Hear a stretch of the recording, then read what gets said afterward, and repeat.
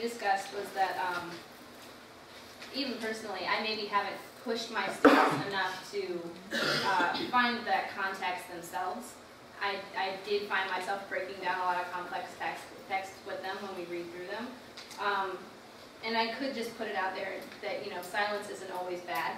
So letting them process my question longer, the wait time is important, but for the other students in the class, the ones who want to raise their hand and start talking right away, I think pushing them to hold that, you know, give everyone time before we share an answer will help to push them to find context on their own. Okay, great. I even saw something yesterday. What you all did, you probably know, is a little, it wasn't a think, pair, share, because we didn't do it in twos, but having a small group discuss something. I just saw yesterday an idea that I thought was great, was to then give them, just give each table a whiteboard.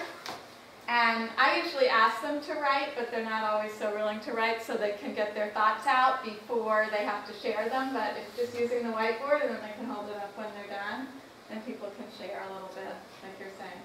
I just wanted to add that encouraging students to try to find meaning in a paragraph where they don't know some of the words, when many of our students find anything that you ask them to do is very threatening.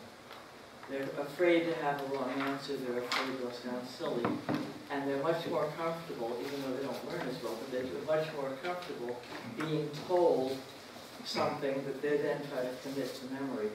And to eject both oneself and them from that pattern is very difficult.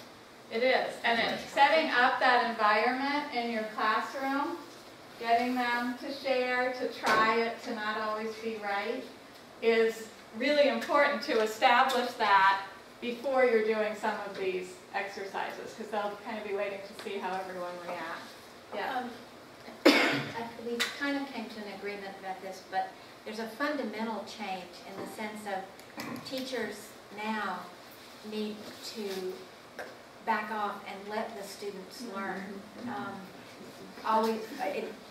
When I was going to school 100 years ago, we had to do the work, but that's changed, and I see that in the students that I've tried to teach as adults, and they weren't forced or they weren't sufficiently encouraged to take it in for themselves to learn. They sat, they were told if they could memorize or if they stayed awake long enough, you know, they could learn it and then they could regurgitate it on the test, maybe. But they didn't have to invest in it. They didn't have to do the real work. And now this test is saying, uh-oh, new day, teachers back off, present the material, let the students learn.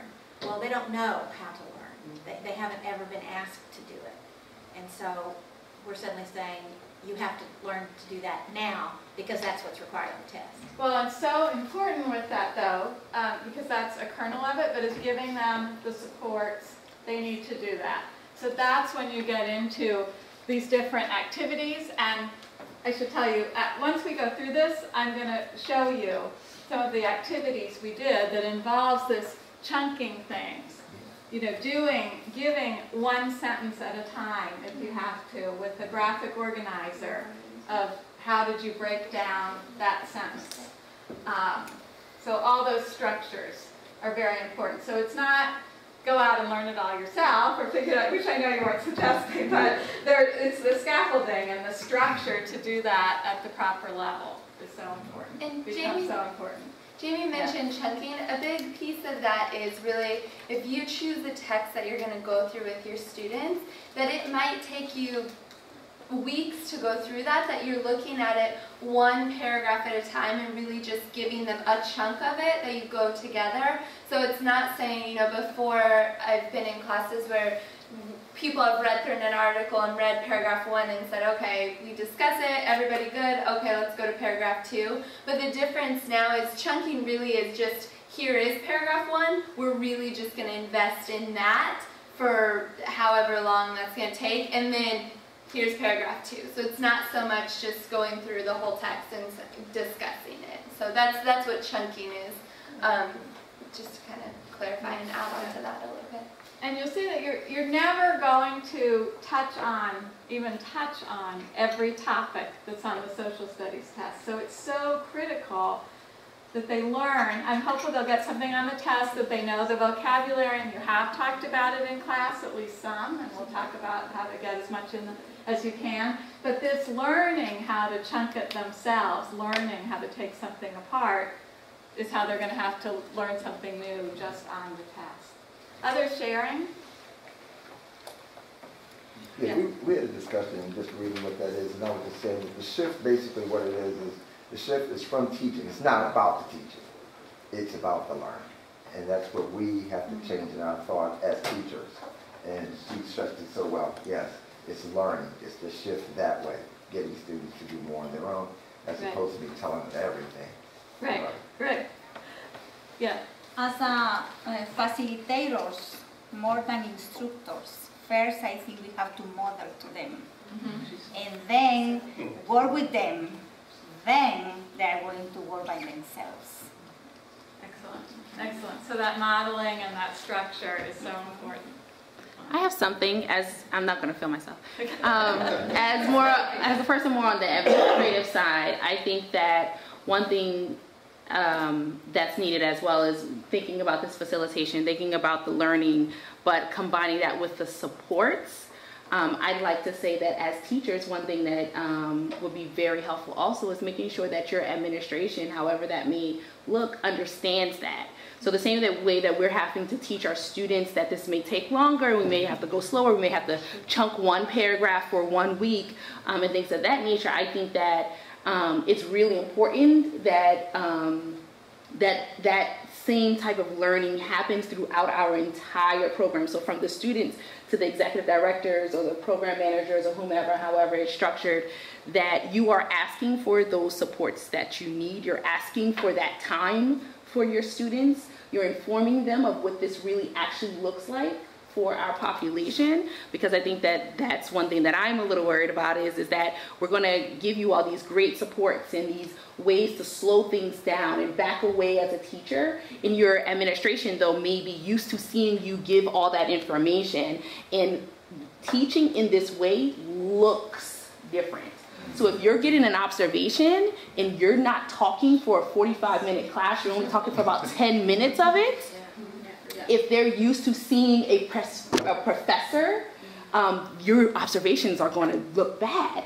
But you need to start educating, as you're going to these things, your administration as well as to these pieces. Like this CCR, if you don't know about it, please look it up. This is going to be something crucial. The Department of Education, federal-wise, is going towards this. This is theirs.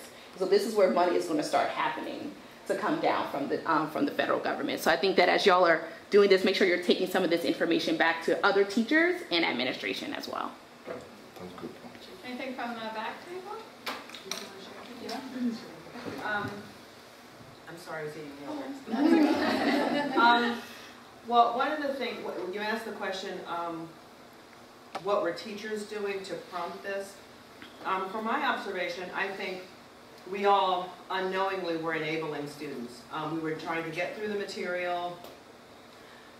We were on sort of like this fast pace, and learning takes time, and learning is messy, and learning is not as quick as we would like it to be. So I think this new content forces us to slow down this process, and like someone said, you know, it takes time. You have to chunk it. You have to not be so focused on trying to get through the lesson or trying to get to through the end of the day. Great. Yeah, and we'll definitely have some activities. Yeah.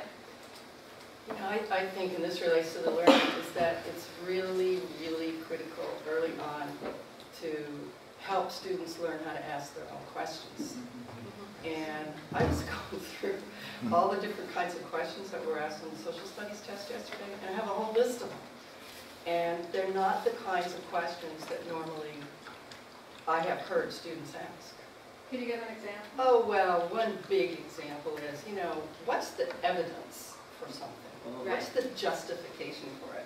Right. But you can just go through some of the practice exercises and you'll see all these different kinds of questions.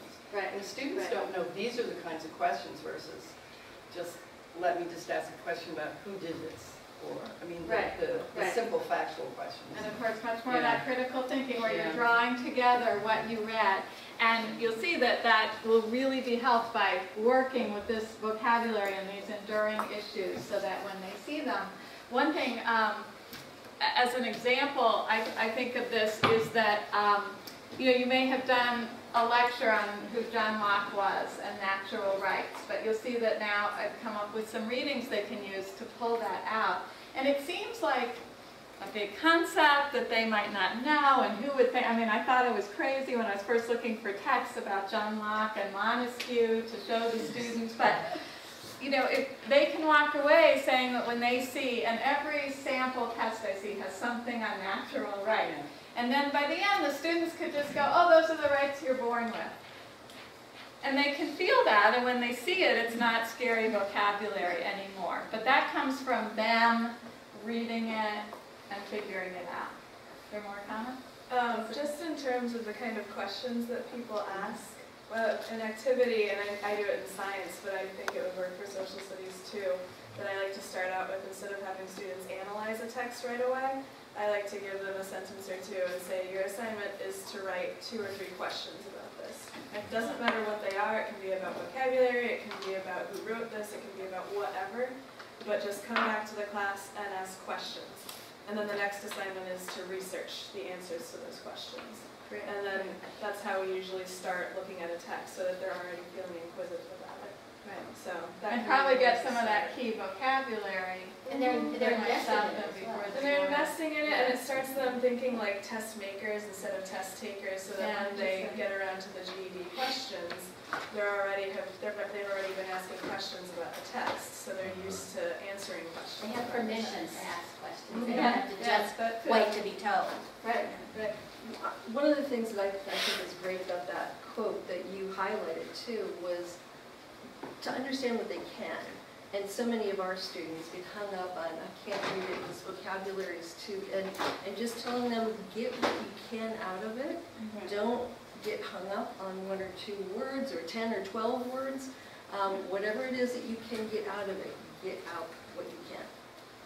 So thank you for that, and I'm going to emphasize that more in a little bit, but one thing my students hate me for is they're not allowed to sit there and look up the words in the dictionary, yes. because they have to get what they can. Now I'm going to help them, I tell them I'm not hanging you out to dry, but you know, if you don't understand the word interdisciplinary, you don't spend 10 minutes looking it up, you read the whole thing, get what you can, then we do it together. I'll get to some more examples of that in a minute. Okay, was there one more? And then we should move on. Did you have? I just wanted to add to you know, creating those questions also, show them how. They will do what they can, but also if they feel like they're stuck, show them how to you know, produce those questions. Sometimes it's like they're creating a test, so they think about all these questions and everything, but it's hard. Just to, if you know their skills, that's perfect. But if you know that this student will not understand what he's reading, well, that will be hard, you know. But yes, teach them to create also those questions, the how. So yeah, so I was thinking about that. That's a great idea. Yeah, and it's such an important part of the close reading is to start out with questions. What do you want to know?